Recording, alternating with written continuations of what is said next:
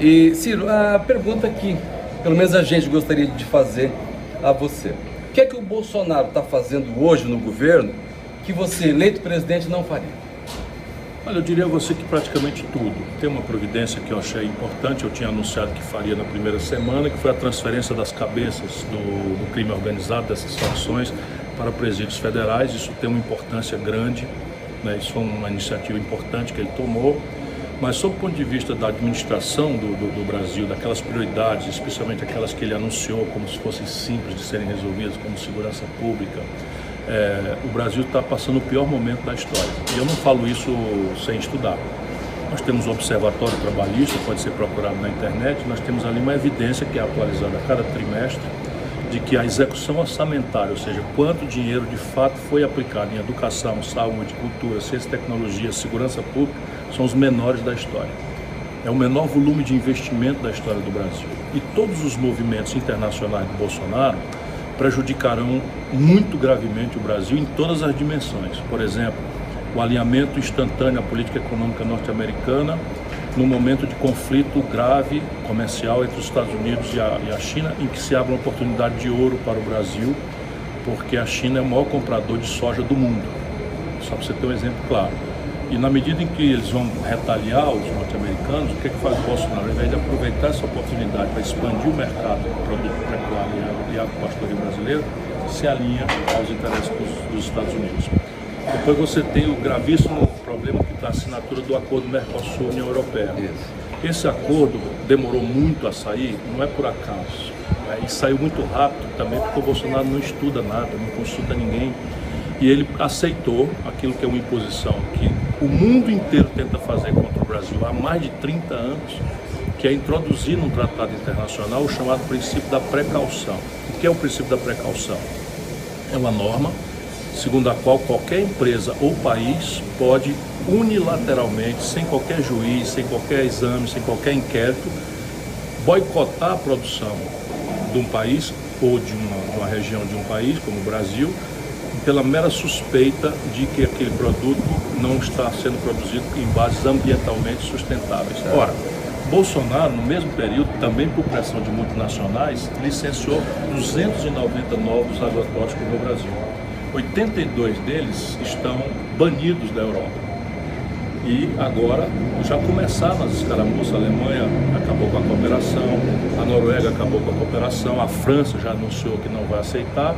Ou seja, é o pior dos mundos, porque há muitos anos as pessoas que produzem no campo no Brasil estão se esforçando para demonstrar de que há muito preconceito contra a produção brasileira, até por muitos erros do próprio Brasil, né, e que não é bem verdade que todo produtor rural, pelo contrário, né, se eu conheço bem o Brasil, a exceção é que é predadora do meio ambiente, das comunidades tradicionais.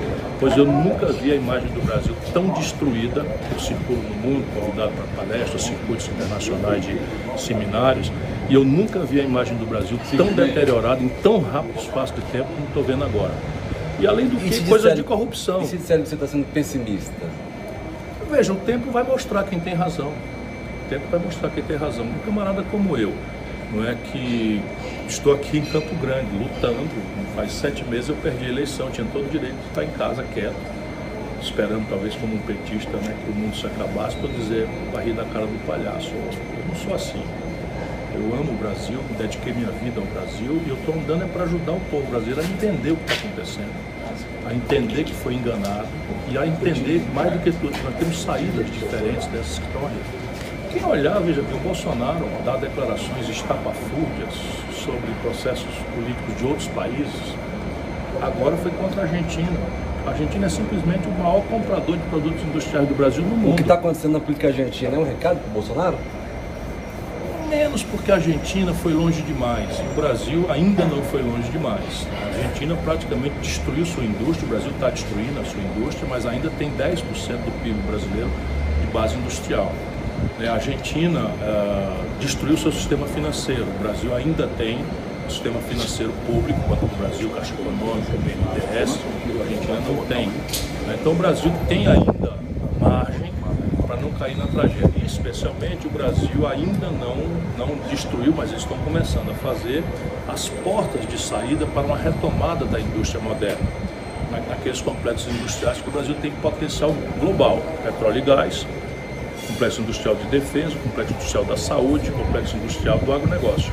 Faz sentido que a agricultura e pecuária mais competitiva do mundo importem do estrangeiro metade dos seus custos de produção, ou seja, o câmbio vai para 4,10, todo o lucro que o agricultor vai ter, vai perder no câmbio para comprar fertilizante num país que podia produzir 100% dos seus insumos.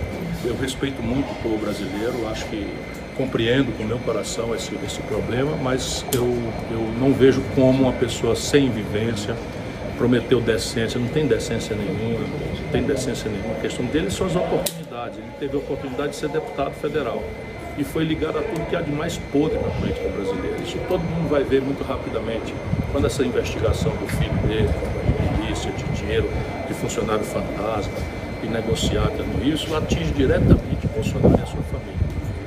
E as outras questões, qual é a resposta que o Bolsonaro está dando para a economia brasileira?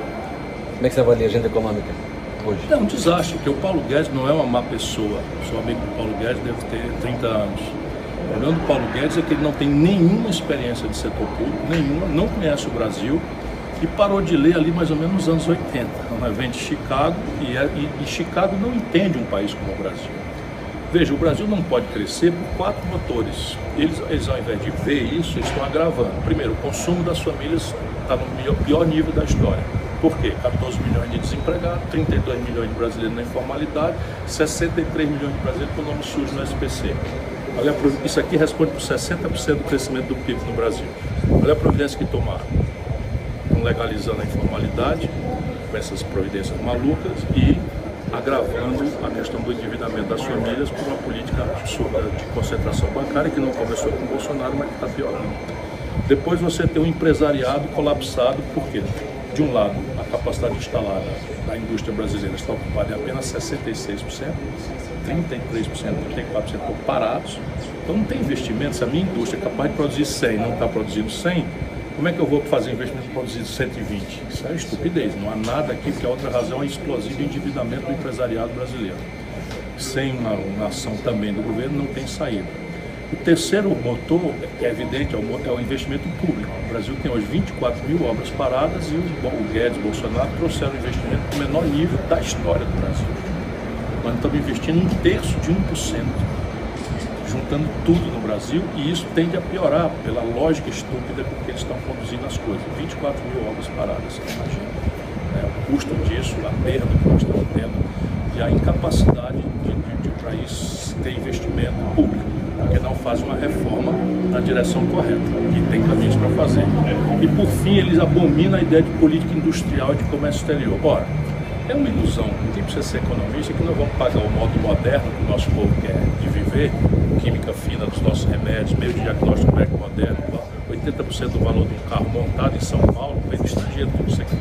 Todos os celulares que a gente usa montados no Brasil são vêm do estrangeiro.